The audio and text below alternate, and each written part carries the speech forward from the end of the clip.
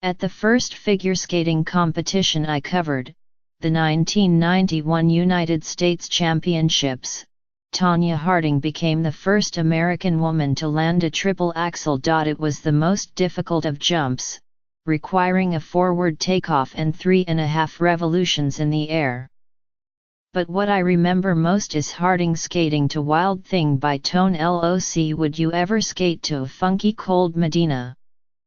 I asked her. And so I was introduced to this singular sport with its alluring contrast between athleticism and artistry, outsized personalities, scandal, and puzzling costumes. Hours after Harding won that championship, the ice dancers Elizabeth Punce Allen and Gerard Swallow acted out an Indy 500 race.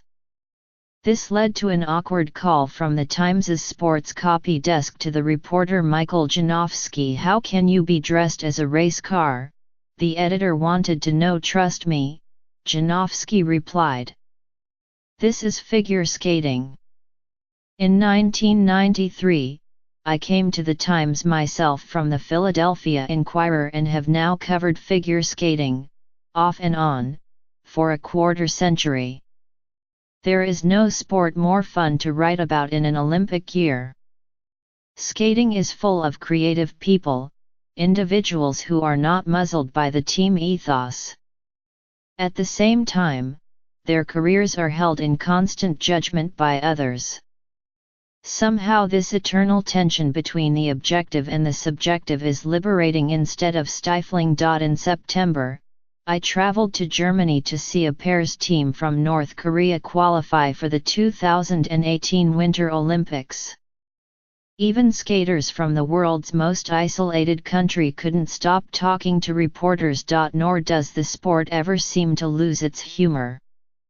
Adam Rippon, an Olympian from Los Angeles, was asked at the U.S. Championships this month what it was like to be an openly gay skater.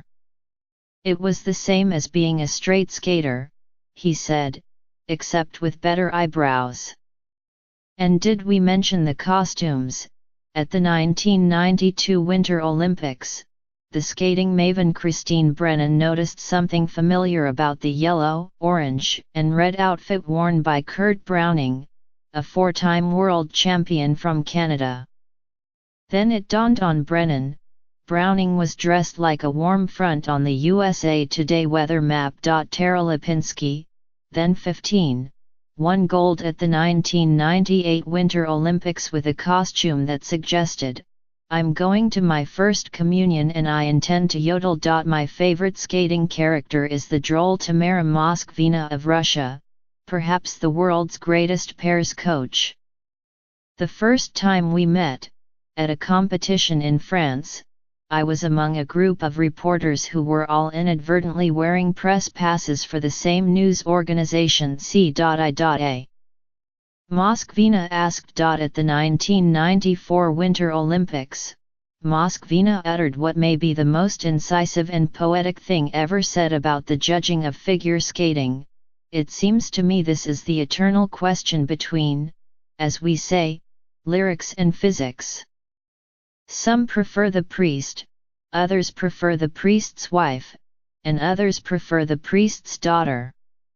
Today, interest in skating is greatly diminished, except in Japan, where it thrives. At the Winter Olympics, at least we should get to see the sublime strangeness of North Koreans skating to the Beatles.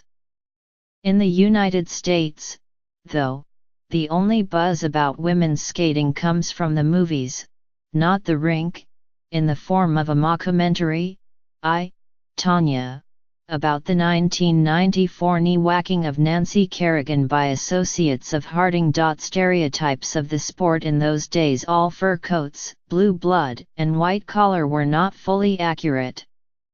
Kerrigan, the supposed ice princess, was the daughter of a welder. And neither is today's revisionism about Harding scrupulously factual.